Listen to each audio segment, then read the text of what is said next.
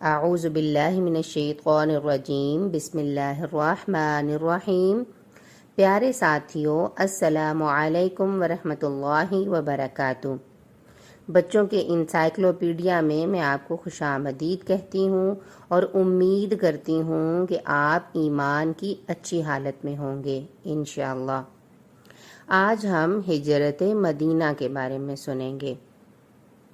نبی کریم صلی اللہ علیہ وسلم اور صحابہ اکرام رضی اللہ تعالی عنہ ورضوا عنہ اہل مکہ کے ظلم و ستم کے پیش نظر اللہ کے حکم سے مکہ مکرمہ کو چھوڑ کر مدینہ منورہ تشریف لے گئے۔ تاریخ میں اس واقعے کو ہجرت مدینہ کہا جاتا ہے۔ مدینہ سے ہر سال حج کے لیے مکہ آنے والوں میں سے ایک جماعت نے منا میں رسول اکرم صلی اللہ علیہ وسلم کا پیغام سنا۔ یہ لوگ اتنا متاثر ہوئے کہ مشرف اسلام ہو گئے اور واپس جا کر انہوں نے اپنے باقی لوگوں سے اسلام کے بارے میں بات چیت کی، جس سے وہ بھی متاثر ہوئے۔ اگلے سال اور زیادہ افراد آئے، انہوں نے اسلام قبول کیا اور نبی صلی اللہ علیہ وسلم کے ہاتھوں پر اظہار وفاداری کے لیے بیعت کی۔ اسے بیعت عقبہ کہا جاتا ہے۔ نبی کریم صلی اللہ علیہ وسلم نے حضرت مصعب بن عمیر کو مدینہ بھیجا تاکہ وہ مدینہ کے لوگوں کو اسلام کی تعلیمات سے آگاہ کریں۔ حضرت مصعب رضی اللہ تعالی عنہ کے جانے کا بہت اچھا انجام یعنی نتیجہ نکلا اور اسلام مدینہ میں بہت تیزی سے پھیلنے لگا۔ جب اگلے سال حج کا موسم آیا تو نبی اکرم صلی اللہ علیہ وسلم نے خود کو مدینے کے پرجوش لوگوں کے ساتھ بڑے ہجوم میں گھیر لیا۔ یہ 73 افراد تھے، ان میں 2 عورتیں بھی شامل تھیں۔ انہوں نے خفیہ طور پر نبی کریم صلی اللہ علیہ وسلم کے ہاتھ پر بیعت کی۔ اسے بیعت عقبہ ثانیہ کہا جاتا ہے۔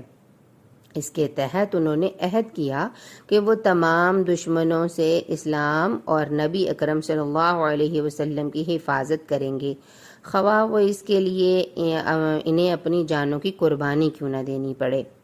اس بیعت کے بعد نبی صلی اللہ علیہ وسلم کے حکم سے مسلمان خفیہ طور پر چھوٹے چھوٹے گروہوں میں اپنے گھر بار اور جائیدادوں کو چھوڑ کر مدینہ جانے لگے تاکہ اپنا ایمان بچا سکیں۔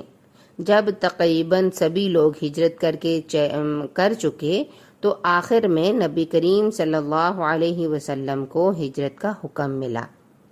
نبی کریم صلی اللہ علیہ وسلم حضرت ابو بکر صدیق رضی اللہ تعالی عنہ کو ساتھ لے کر چل پڑے۔ پہلے آپ 3 دن تک مکہ کے قریب ایک غار میں پناہ گزین رہے۔ اس کا نام غار ثور ہے۔ کفار نے آپ کا تعقب کیا۔ جب کفار نے مایوس ہو کر تعقب چھوڑ دیا تو نبی کریم صلی اللہ علیہ وسلم اور حضرت ابو بکر صدیق رضی اللہ تعالی عنہ نے آگے کی طرف سفر شروع کر دیا۔ جب آپ مدینہ پہنچے تو منتظر لوگوں نے آپ کا پرتپاک خیر مقدم کیا۔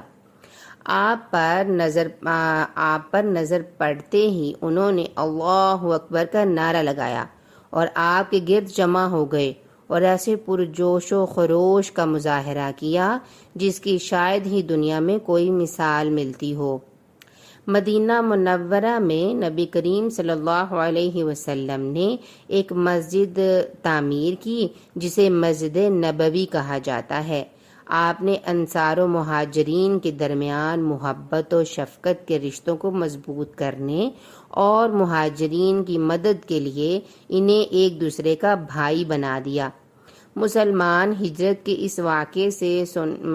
اس واقعے کو سن کر بہت اچھا محسوس کرتے ہیں اور اسے سن ہجری کہتے ہیں۔ حضرت عمر بن خطاب رضی اللہ تعالی عنہ نے اس کی بنیاد پر باقاعدہ طور پر اسلامی کیلنڈر کا آغاز بھی کیا۔ اسی طرح ہمیں آج پتہ چلا کہ ہجرت مدینہ کیا ہے اور وہ کیوں کر ہوا۔ اسی کے ساتھ ہی اجازت چاہوں گی۔ السلام علیکم ورحمۃ اللہ وبرکاتہ۔